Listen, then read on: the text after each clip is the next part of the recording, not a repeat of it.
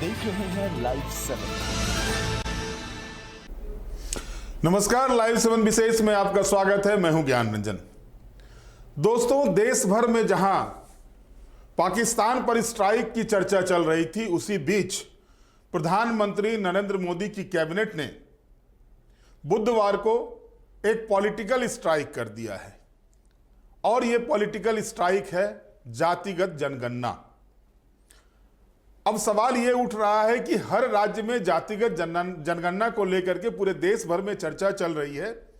राज्य वाइज अगर हम बात करते हैं तो आखिरकार सवाल यह उठ रहा है कि झारखंड के महतो जी के चेहरे बल्ले बल्ले क्यों हो गए हैं।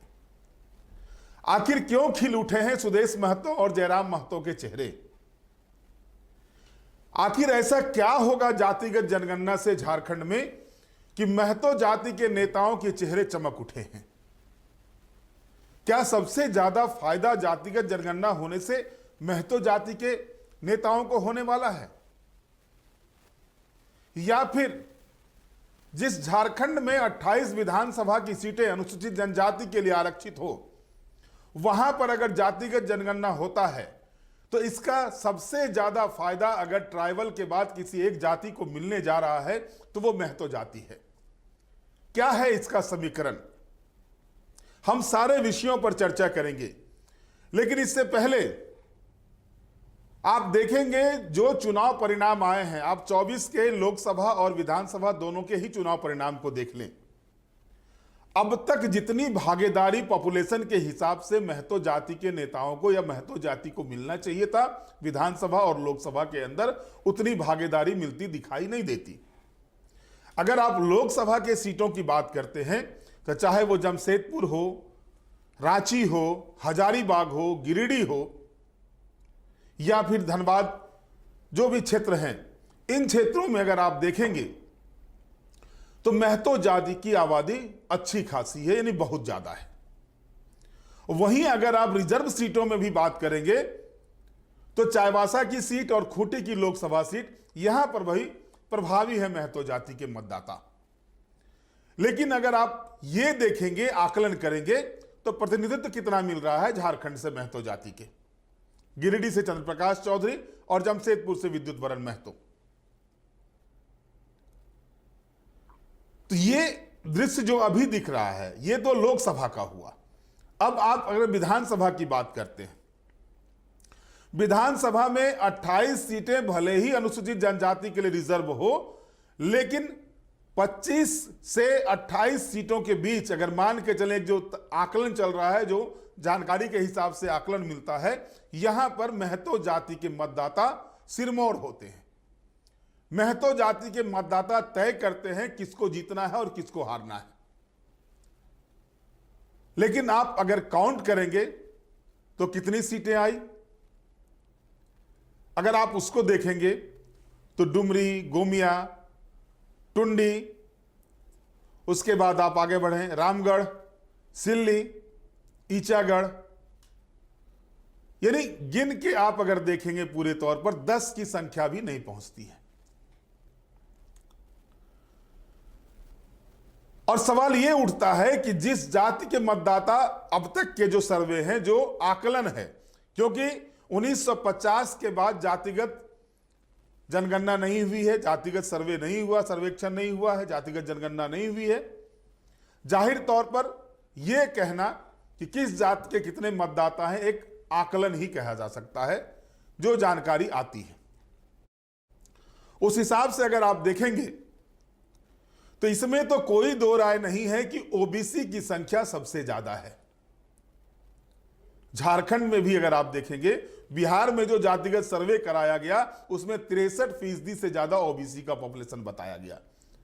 और झारखंड में भी अगर जनगणना होती है तो यह मान के चलिए 45 से 50% जो है वो ओबीसी मतदाता होंगे, ओबीसी जाति के लोग होंगे। लेकिन आधी आबादी अगर ओबीसी की होती है और उसके बाद उसको अगर प्रतिनिधित्व उस मायने में नहीं मिलता, उस हिसाब से नहीं मिलता है, तो यह जातिगत जनगणना जो है झारखंड के लिए भी हितकारी होगा, वैसे जात के लोगों के लिए जो हाशिए पर हैं। इसमें भी कोई दो राय नहीं है कि झारखंड आंदोलन में अगर गुरुजी ने मजबूती के साथ नेतृत्व किया तो निर्मल महतो, विनोद बिहारी महतो के योगदान को भी नहीं भुलाया जा सकता, ए.के. राय के योगदान को नहीं भुलाया जा सकता। कई ऐसे महर्षि हुए झारखंड की धरती पर जिन्होंने अलग राज्य को लेकर के 70 के दशक से आंदोलन शुरू किया था, लेकिन प्रतिनिधित्व के मामले में जो लगातार जयराम महतो ये बात उठाते हैं, महतो जाति बलिदान के लिए ही बना हुआ है, उसको प्रतिनिधित्व नहीं मिलता है, तो कहीं ना कहीं लगता है कि इस युवा की बातों में जो है सो दम है। लेकिन जब जातिगत सर्वेक्षण की बातें सामने आ रही है, जातिगत जनगणना होने की बातें आ रही है, अब क्लियर हो गया है कि देश में जो अगला सेंसस होने वाला है उसके साथ ही जातिगत जनगणना भी कराई जाएगी। जातिगत जनगणना भी होगा तो जाहिर तौर पर अगर आप देखेंगे तो पॉपुलेशन वाइज जो अब तक का आंकड़ा सामने आ रहा है, उस आंकड़े में आपको कहीं ना कहीं ये दिखेगा कि उस आंकड़े में शेड्यूल्ड ट्राइब्स के बाद अगर सबसे ज्यादा पॉपुलेशन है तो वो महतो जाति का होता है। हम इन्हीं सारे विषयों पर जो सवाल मैंने किए, उन सारे सवालों पर विस्तार से जानेंगे। हमारे साथ वरिष्ठ पत्रकार और कई स्थानीय अखबारों में, आई नेक्स्ट हो या अन्य समाचार पत्रों, खबर मंत्रा में उन्होंने संपादक का रोल अदा किया है। काफी लंबा अनुभव है इनके पत्रकारीय जीवन का। शंभुनाथ चौधरी जी हमारे साथ। शंभुनाथ चौधरी जी, आपका स्वागत है लाइव 7 में। बहुत बहुत धन्यवाद आपका ज्ञान रंजन जी। शंभू जी, बुधवार को मोदी कैबिनेट की बैठक में एक निर्णय हुआ, वो निर्णय जातिगत जनगणना का था जो 1950 के बाद देश में नहीं हुआ। अब झारखंड के परिप्रेक्ष्य में हम लोग ये बात अगर करते हैं तो झारखंड के परिप्रेक्ष्य में देखते हैं कि 26% आबादी जो है, 26% से कुछ ज्यादा आबादी अनुसूचित जनजाति की है, जहां पर कि सरना धर्म कोड की मांग लगातार की जा रही है। वहीं दूसरी ओर अगर हम देखते हैं तो दूसरे तराजू के पाले पर उससे लगभग सटा हुआ कुर्मी जाति दिखता है, महतो जाति दिखता है। तो क्या आपको लगता है कि जातिगत जनगणना से सबसे ज्यादा लाभ झारखंड के महतो जाति को होने वाला है? देखिए, ये जो जातिगत जनगणना है, आप देखेंगे कि इससे झारखंड में जो कुर्मी जाति के लोग हैं वो बहुत उत्साहित है, क्योंकि उनको लगता है कि ये जिस राजनीतिक हिस्सेदारी की आवाज वो हमेशा उठाते रहे हैं, जातीय जनगणना से उसको एक ठोस आधार मिलेगा। आप देखेंगे कि महतो जो है वो खुद को आदिवासी बनाने की मांग करते हैं। कुर्मी कहते हैं कि हम लोगों को अनुसूचित जनजाति का दर्जा दिया जाना चाहिए। भाई, जातिगत जनगणना का मकसद भी यही है। जातिगत जनगणना सिर्फ मुंडे गिनने की गिनती तो होगी नहीं। जब आंकड़े सामने आ जाएंगे तो उसके आधार पर आरक्षण की बात उठेगी। तो ये लगता है महतो समुदाय इसलिए उत्साहित है, कुर्मी समुदाय इसलिए उत्साहित है कि उस तरीके से नहीं तो इस तरीके से जब संख्या हमारी, क्योंकि जातिगत जनगणना में ये फॉर्मूला है, ये बात कही जा रही है कि जिसकी जितनी संख्या भारी उसकी उतनी हिस्सेदारी। तो उस हिसाब से लगता है महतो समुदाय को कि उनकी राजनीतिक हिस्सेदारी, बल्कि सरकारी सेवाओं में भी हिस्सेदारी जो है वो, उसकी दावेदारी जो है वो ज्यादा पुख्ता हो जाएगी इस वजह से। इसलिए आप देखेंगे कि इसका खुले दिल से स्वागत हो रहा है। सुदेश महतो स्वागत कर रहे हैं, जयराम महतो स्वागत कर रहे हैं, तमाम कुर्मी नेता बहुत उत्साहित है इसको लेकर। और ऐसा होना वाजिब भी है, क्योंकि कुर्मियों को ये लगता है कि भाई हमारी आबादी आदिवासियों से कम नहीं है। और ये बात भी सच है कि अगर कम नहीं है तो 1-2% का डिफरेंस है, ज्यादा से ज्यादा। हाँ, थोड़ा बहुत डिफरेंस होगा। और बहुत संभव है कि भाई जिस तरीके से आदिवासियों में धर्मांतरण हुआ है, अब जैसा कि बीजेपी के लोग कहते रहे हैं कि हाँ उसकी संख्या जो है घट रही है, डेमोग्राफी बदलने का जो, तो ये बात जरूर है कि कुर्मियों की जो वास्तविक संख्या आएगी सामने, वो इनको एक नई राजनीतिक हैसियत राज्य में प्रदान करेगी। झारखंड में वो पहले की तुलना में आज भी आदिवासियों के बाद दूसरा जो समुदाय जिसको सबसे ज्यादा तवज्जो मिलती है, कमियां महत्वपूर्ण सतत माना जाता है, वो कुर्मी समुदाय की है। कि और कई विधानसभा सीटों में उनके बगैर जो है, उनके समर्थन के बगैर कितना मुश्किल होता है। अब जब ये आधिकारिक तौर पर आंकड़ा सामने आएगा तो जाहिर है कि उनको संगठन के लेकर विधानसभा, राज्यसभा, लोकसभा, बाकी तमाम जगहों पे उनकी दावेदारी जो है वो बढ़ जाएगी और तमाम पार्टियों में पार्टी के स्तर पर भी उनकी हैसियत बढ़ेगी। ये बात तय मानी। नहीं, आप गौर कीजिएगा शंभू जी की विधानसभा चुनाव से ठीक पहले राहुल गांधी ने कांग्रेस के प्रदेश अध्यक्ष को बदला, वहां पर ठाकुर जी को हटा करके जो है केशव महतो कमलेश को लाया, जो कि कुर्मी जाति से आते हैं। और लगातार राहुल गांधी जातिगत जनगणना की डिमांड भी कर रहे थे। 2022 से ही कंटिन्यूअस उनका आंदोलन चल रहा था इस चीज को लेकर के। तो क्या उनको भी लग रहा था कि अगर ऐसा होता है, और खास करके जो एक नया चेहरा झारखंड की राजनीति में आया है जयराम महतो, और जो पूरा का पूरा अगर आप उनके लोकसभा चुनाव के परिणाम को देख लें या फिर विधानसभा चुनाव के परिणाम को देख लें, दोनों ही चुनाव परिणाम में आप पाएंगे कि महतो बहुल इलाके में उनका परफॉर्मेंस काफी अच्छा रहा। तभी तो वो झारखंड के कांग्रेस, भारतीय जनता पार्टी, झारखंड मुक्ति मोर्चा के बाद सबसे ज्यादा वोट लाने वाले लोकसभा के चुनाव में भी और विधानसभा के चुनाव में भी पार्टी जेएलके में जयराम महतो की पार्टी हो गई है। तो इससे उनको क्या फायदा दिखता हुआ दिख रहा है आपको? नहीं, देखिए, एक तो ये कि जब आधिकारिक तौर पर आंकड़े सामने होते हैं ज्ञान रंजन जी, तो स्वाभाविक तौर पर दावेदारी जो है वो मजबूत हो जाती है। अभी जो भी बातें हो रही है, हम जो भी कह रहे हैं वो ठीक है कि एक संख्या है जो हम अनुमान लगाते हैं कि इतने परसेंट और बाकी कर रहे हैं। आधिकारिक तौर पर जब आंकड़े आ जाएंगे तो आप इस बात को समझिए कि केवल वही नहीं बल्कि उसके बाद हमने जैसा कि पहले कहा आपको कि आरक्षण की भी बात होगी, और आरक्षण का प्रतिशत जो है वो तय करने की जब बात होगी तो कुर्मी जाति को लगेगा कि नहीं, हमारी जो है वो तमाम जगहों पे भागीदारी बढ़ गई है। अभी आप देखेंगे कि बीजेपी, मुझे लगता है कि खासतौर पर जब से ये निर्णय हुआ है, अब बीजेपी में भी इस बात पे मंथन होगा, झारखंड बीजेपी में, जिसके कि उनके पास कुर्मी लीडर का अभी कोई बहुत फरोमान लीडर का अभाव है तो बहुत सारे लोग, लेकिन कोई ऐसा लीडर जिसकी स्वीकार्यता हो, ये बीजेपी आज की तारीख में बहुत शिद्दत से महसूस करती है कि उसके पास एक ऐसा चेहरा हो जो कुर्मी जाति से हो। देखिए, अभी प्रदेश अध्यक्ष के चुनाव की बात चल रही है और चाहे जिनके भी नाम चर्चा हो, अब ये निर्णय के बाद, जातिगत निर्णय के बाद, जनगणना के निर्णय के बाद, मुझे लगता है कि झारखंड में बीजेपी के प्रदेश अध्यक्ष का चुनाव भी जो है वो प्रभावित होगा। अगर सीधे हो सकता है कि अगर वो चेहरा न मिले बहुत अभी तक साल कोई, लेकिन संगठन में उनको तवज्जो मिलेगी, ये बात आप तय मानिए। और आप जयराम महतो की बात कर रहे हैं तो जयराम महतो की पूरी राजनीति जो है वो राजनीति का आधार जो है वो कुर्मी जाती है, इसमें कोई दो राय नहीं है। परफॉर्मेंस उनका बहुत शानदार रहा, विधानसभा में ये जो पहला सेशन हुआ बहुत शानदार रहा, सारे लोगों ने नोटिस किया।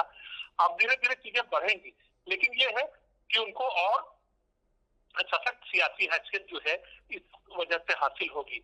और अभी चूंकि युवा है, उनके पास राजनीति के लिए बहुत लंबा समय है, फायर ब्रांड लीडर है, तो हो सकता है कि वो आगे और बेहतर तरीके से, अभी लोकसभा चुनाव, विधानसभा का चुनाव प्रभावित किया, अब देखिए नगर निकाय होने हैं, भले ही वो दलीय आधार पे नहीं होंगे, लेकिन वहां भी इसका असर दिखेगा आपको ज्ञान जी।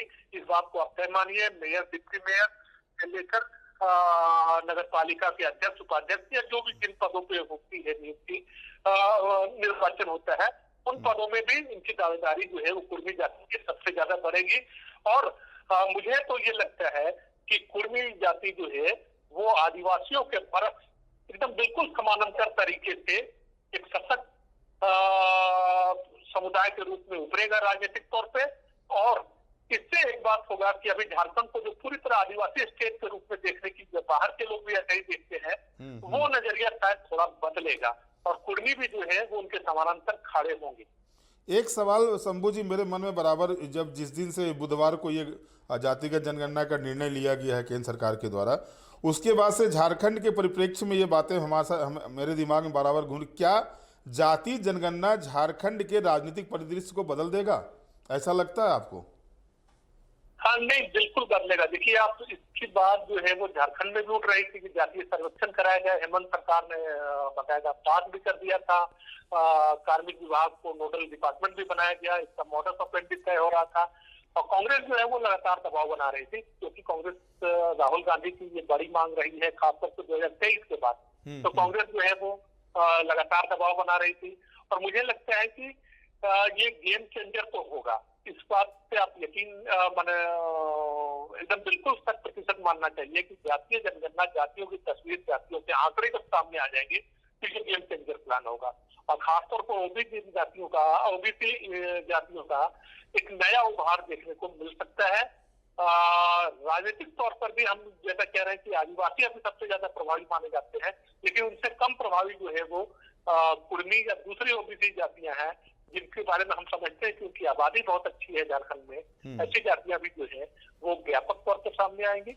और ऐसे में जो सामान्य जातियां हैं जिनकी हिस्सेदारी की बात होती है, अब एक खतरा ये भी है जिसपे हम लोगों को चर्चा जरूर करनी चाहिए कि सामान्य जातियों के राजनीतिक तौर पर भी और हाशिए पर जाने का भी खतरा पैदा हो गया है। क्योंकि देखिए जातीय जनगणना में सीधी सीधी बात जो है वो संख्या पे होगी कि जिसकी जितनी संख्या भारी उसकी उतनी हिस्सेदारी। तो इस हिसाब से आप ये तय मानिए कि ओबीसी जातियां जो है वो ज्यादा सशक्त होंगी और सामान्य जाति के लिए राजनीति में स्पेस जो है वो कम होगा झारखंड जैसे राज्य में भी। ये मेरा अनुमान है। अगर हम लोग देखते हैं महतो जी के अलावा ओबीसी में, तो यादवों की संख्या भी झारखंड में अच्छी खासी है और वैश्य की भी संख्या अच्छी खासी है। तो ये जो वोट बैंक है, खास करके वैश्य का वोट बैंक जो कहा जाता है बीजेपी के पाले में रहता है, महतो जी का वोट बैंक तो दिख गया इस बार कि सुदेश और जयराम के टक्कर के बीच में महतो जी का फायदा उठा के ले गए हेमंत सोरेन, क्योंकि ज़्यादा विधायक उस क्षेत्र से जो महतो बहुल इलाका है वहाँ से झारखंड मुक्ति मोर्चा या फिर कांग्रेस में भी जीत के आए हुए हैं। तो ऐसे में अब जो राजनीति होगी झारखंड की, उसमें जो ट्राइबल बेस्ड राजनीति होती थी, ये क्या शिफ्ट करेगी अब ओबीसी बेस्ड राजनीति की ओर? बिल्कुल करेगी। और मुझे लगता है देखिए हेमंत सोरेन अभी 5 साल के लिए चुने गए हैं और अगला जो चुनाव होगा, अगर हेमंत सोरेन की दोबारा सत्ता में वापसी होनी है तो ये तय मानिए कि उनको आदिवासियों के साथ साथ ओबीसी को भी समान तौर पर तवज्जो देनी होगी। क्योंकि देखिए इससे एक जागरूकता भी आएगी, केवल ये नहीं है कि संख्या की गिनती हो गई, इससे एक जागरूकता भी आएगी। जब आप दस्तावेज में अपनी जाति का नाम दर्ज कराएंगे तो जाति के प्रति जो है स्वाभिमान का भाव जो है वो भी विकसित होगा और लोगों को लगेगा कि नहीं, अगर जाति हम दर्ज कर रहे हैं किसी प्रपत्र में तो इसका हमारा कुछ अधिकार भी है। तो अधिकार जो है वो अधिकार भाव जो है मजबूत होगा ओबीसी जातियों में। इसलिए अब कोई भी झारखंड में जो सरकार बनेगी, मुझे लगता है कि उसको आदिवासियों के साथ साथ ओबीसी को भी साधना होगा। अब ये अलग बात है, देखिए ओबीसी में कुर्मी और वैश्य अगर सारे लोग अगर एक तरफ हो जाए तो एक समीकरण बन सकता है, तब हेमंत सोरेन की का जो गठबंधन है उसको टक्कर मिल सकती है। तो बीजेपी जो है वो इस स्तर पर जरूर कोशिश शुरू करेगी, क्योंकि वो देख चुकी है कि आदिवासी पॉलिटिक्स में तो फिलहाल हेमंत सोरेन का मुकाबला वो करने में सक्षम नहीं है। ऐसे में बीजेपी भी एक ऐसे समीकरण की तलाश में है कि जो उसके लिए विनिंग कॉम्बिनेशन बनाए। तो मुझे लगता है कि वो जरूर कोशिश करेंगे कि भाई ओबीसी खासतौर पर वैश्य जिसकी बात आपने की, वैश्य और कुर्मी का कॉम्बिनेशन जो है वो तैयार किया जाए। लेकिन बहुत आसान नहीं है क्योंकि बीजेपी के पास फिलहाल तो ऐसा कुर्मी लीडर नहीं है, महतो लीडर नहीं है, लेकिन इस दिशा में वो कोशिश जरूर करेगी, ये बात तय मानी। एक सवाल और मन में आ रहा था शंभू जी, थोड़ा इसको भी क्लियर कर दीजिए कि सरना धर्म कोड का मामला जिस तरह से चल रहा है, तो क्या झारखंड में अगर जातिगत जनगणना होती है, जो होना ही है, होती क्या होना ही है, और ऐसे में सरना धर्म कोड का मामला कहीं विरोध को तो नहीं पैदा करेगा झारखंड में जातिगत जनगणना को? हाँ नहीं, देखिए सरना धर्म कोड की मांग और तेज होगी, ये बात भी तय मानिए, क्योंकि जिस तरीके से जातिगत जनगणना ओबीसी की राजनीतिक अस्मिता के लिए एक बड़ा हथियार है, एक बड़ा आधार है, इसी तरह सरना धर्म कोड का मामला भी आदिवासियों की प्रासंगिकता को बनाए रखने के लिए, उनकी गिनती को स्पष्ट करने के लिए, क्योंकि उनकी गिनती अभी हिंदुओं में होती है और स्वतंत्र राजनीतिक पहचान जो है वो इसी आधार पर बन पाएगी उनकी कि वो सरना आबादी में कितने हैं। अगर ये बात भी मैं ये कह रहा हूँ कि देखिए जैसे ही आंकड़ा आता है तो एक क्यों मांग हो रही है सरना धर्म कोड की, इसलिए मांग हो रही है ताकि हमारी संख्या स्पष्ट हो, हम हिंदुओं में न गिने जाए, ये बात स्पष्ट हो जाए कि हाँ सरना आदिवासियों, आधिकारिक तौर पर स्पष्ट हो जाए कि सरना आदिवासी जो है वो झारखंड में सबसे ज्यादा है आदिवासी। तो अगर ये बात साबित हो जाएगी, ये बात अगर साफ होगी तो ये बात तो बहुत तेजी से उठेगी और जेएमएम की ओर से मांग उठनी भी शुरू हो गई। कर भी रहे हैं कि जैसे ही जाति जनगणना की बात हुई तो सुप्रियो का बयान आ गया, भट्टाचार्य ने और बाकी ने कहा कि भाई सरना धर्म कोड आपको लागू करना होगा। अब इस मांग को भी नजरअंदाज करना भाजपा नेतृत्व के लिए बहुत आसान नहीं होगा, भले ही ये मांग झारखंड से उठी है, लेकिन आपको याद होगा, मैं याद दिलाऊंगा कि पश्चिम बंगाल सरकार ने भी इस आशय का प्रस्ताव पारित किया है। छत्तीसगढ़ में भी इसकी मांग होती रही है और राज्यों में भी कि हाँ ठीक है, सरना न हो, आदिवासी के नाम पर या किसी वो के नाम पर जो धर्म, आदिवासियों को अलग से धर्म जनगणना के प्रपत्र में दर्ज करने का अधिकार मिले। इसकी बात जो है वो बिहार, झारखंड, पश्चिम बंगाल, ओडिशा और छत्तीसगढ़, कम से कम इन 4 राज्यों में तो जरूर तेजी से उठ रही है और उठेगी और मजबूत होगी। अब बीजेपी भी चूंकि आदिवासी पॉलिटिक्स को खास तवज्जो दे रही है राष्ट्रीय स्तर पर भी, आप देखेंगे कि लगातार उसके लिए काम हो रहा है। तो बीजेपी के लिए भी ये इस मांग को लंबे समय तक नजरअंदाज कर पाना शायद मुश्किल होगा। एक आखिरी सवाल आपसे है, डी लिस्टिंग की जो बातें उठनी शुरू हो गई है फिर से, आप देखेंगे 2-3 दिन से फिर डी लिस्टिंग वाला मामला, जो धर्मांतरित ईसाई हैं, जो ट्राइबल से ईसाई बन गए हैं, उसको रिजर्वेशन ना मिले, या जो मुस्लिम बन गए उनको रिजर्वेशन ना मिले, ये मुद्दा भी गहराता जा रहा है। तो कहीं जातिगत जनगणना जो होने जा रहा है उससे पहले झारखंड में एक अलग तरह का तो परिदृश्य नहीं बनेगा इसको लेकर के? हाँ, एक बनेगा। ये डी लिस्टिंग की भी बात इसीलिए हो रही है कि ये इनको लगता है, सरना आदिवासियों को ये लगता है, या जो आदिवासी राजनीति करते हैं जिनकी संख्या स्वाभाविक तौर पर ज्यादा है, कि भाई देखिए जो लोग ईसाई में कन्वर्ट हो गए हैं वो उनको लगता है कि आरक्षण पे हक जो है इनका बन जाता है। भाई आरक्षण अगर आदिवासियों के लिए मान लीजिए कि परसेंटेज तुरंत मुझे याद नहीं आ रहा है, जो भी 15% है, 15% में लगता है कि भाई 28% कौन लोग जाते हैं, कौन लोग चले जाते हैं। तो जो क्रिश्चियन समुदाय से है, जो पढ़ा लिखा समुदाय है, जिसको सुविधाएं मिल रही है, क्योंकि क्रिश्चियन कम्युनिटी जो है वो पढ़ी लिखी है, जैसे क्रिश्चियन में आप कन्वर्ट होते हो तो आपको बहुत तरह की सुविधाएं मिलती है, इस वजह से भी कन्वर्जन हुआ है। तो अब इनको आदिवासियों को लगता है कि भाई हम अपने मूल के साथ अगर बरकरार रहे, और ये लोग अगर आदिवासी से बाहर हो जाएंगे, जिन्होंने प्रलोभन में जो है वो धर्म बदला, या जिस भी तरीके से बदला हो, कैसे बदला हो कि नहीं बदला है, तो भाई वो उनको आरक्षण का लाभ नहीं मिलना चाहिए, वो आदिवासी रहे नहीं है आदिवासी। तो ये बात भी जो है वो तेजी से उठेगी और परिदृश्य जो है वो बदलेगा। आप ठीक कह रहे हैं कि तमाम तौर पे सरना धर्म कोड की बात भी उठेगी और डी लिस्टिंग की आवाज भी जो है, जिसकी मांग खासतौर पर बीजेपी की ओर से उठती है, वो बात जो है वो तेज होगी, इस बात की सहमति। बहुत बहुत धन्यवाद समूह जी हमारे साथ जुड़ने के लिए। फिर उम्मीद करते हैं आगे आवश्यकता होगी तो आप हमारे साथ जुड़ेंगे। बहुत बहुत धन्यवाद। बहुत धन्यवाद। तो आपने देखा कि शंभुनाथ चौधरी जी ने स्पष्ट रूप से बताया कि भाई जो जातिगत जनगणना है उसका प्रभाव झारखंड के राजनीतिक परिदृश्य में क्या पड़ने जा रहा है। दोस्तों, झारखंड में ये सही है कि सबसे ज्यादा चूंकि ट्राइबल का और शेड्यूल कास्ट का इसकी गणना होती आ रही है सेंसस में, तो जाहिर तौर पर उनकी संख्या कितनी है ये तो पता है, लेकिन अन्य जातियों की, चाहे वो ओबीसी की हो या सामान्य जातियों की हो, इनकी संख्या पता नहीं है।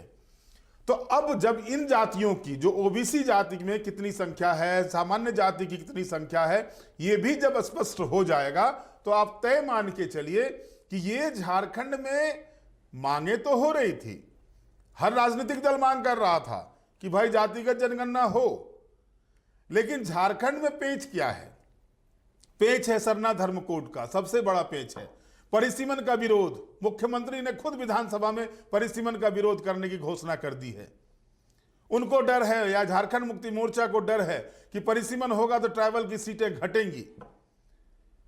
लेकिन अगर जातिगत जनगणना होता है और उसके बाद, इसके बाद निश्चित तौर पर जो आरक्षण का जो एक बाध्यता जो 50% है, और अब अगर ईडब्ल्यूएस को मिला लें तो 60% है, तो जो लगातार हर स्टेट के द्वारा यह डिमांड किया जा रहा है कि आरक्षण का परसेंटेज बढ़ाया जाए। झारखंड की ही बात करें तो ओबीसी को 27% आरक्षण दिया जाए, यहां 27% आरक्षण है नहीं, और शेड्यूल ट्राइब्स को जो 28% आरक्षण मिल रहा है उनकी पॉपुलेशन के हिसाब से दिया जा रहा है, लेकिन ओबीसी का पॉपुलेशन लगभग 50% के करीबन है, उनका आरक्षण 27% भी नहीं है।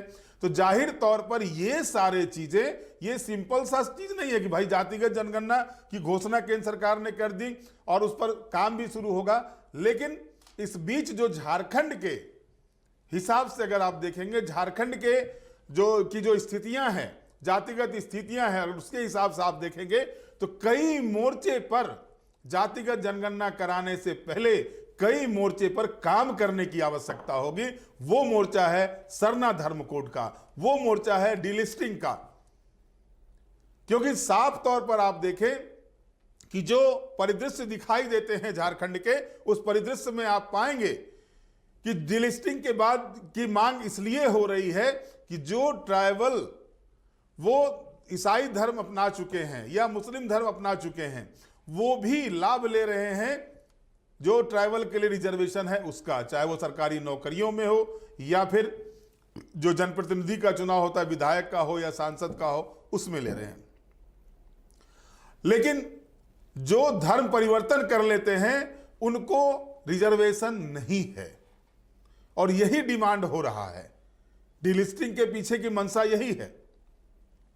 तो जाहिर तौर पर भाजपा इस मुद्दे को उठाएगा और अन्य पार्टियां जो हैं, जो विरोध की पार्टियां हैं, वो सरना धर्म कोड को मूलतः उठाएंगे, क्योंकि ये तो तय मान के चलिए कि लोकसभा का और विधानसभा का चुनाव ये बता दिया, 19 का लोकसभा विधानसभा चुनाव, 24 का लोकसभा और विधानसभा दोनों चुनाव, ये बता दिया कि लाख कोशिश करने के बाद भी Bharatiya Janata party tribal sentiment को अपने साथ नहीं कर पाई। नतीजा है पांचों की पांचों लोकसभा सीटों का हारना, 28 विधानसभा सीटों में से मात्र 1 सीट का जीतना, 27 सीटों पर हारना, सरकार से लंबी दूरी बन जाना, जो सत्ता का जो आंकड़ा होता है उससे काफी पीछे हो जाना भाजपा का, क्योंकि ट्राइबल ने सीधे तौर पर भाजपा को नकार दिया है।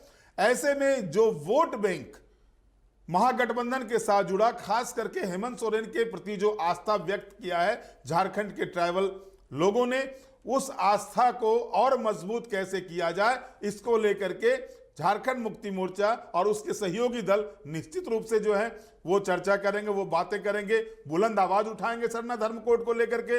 अब बीजेपी के पास काट है इसका डिलिस्टिंग, अगर वो डिलिस्टिंग के मुद्दे को नहीं उठाती है तो जो भी बचा खुचा जो वोट आता है ट्राइबल का वो भी उनके हाथ से फिसलेगा, तो जाहिर तौर पर वो उस मुद्दे को उभारेंगी।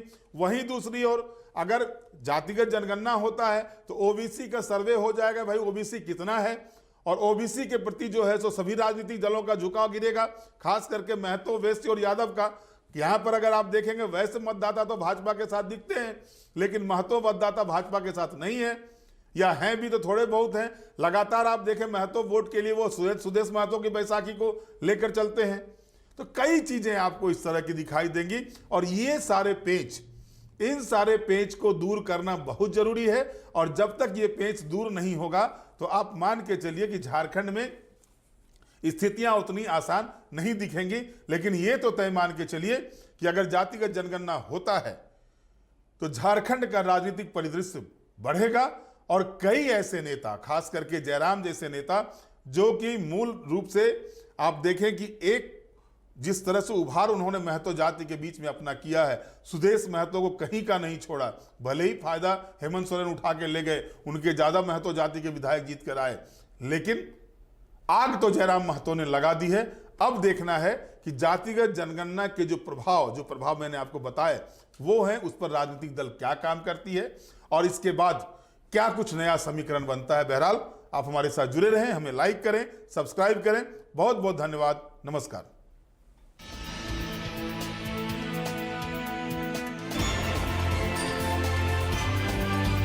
आप देख रहे हैं लाइव 7।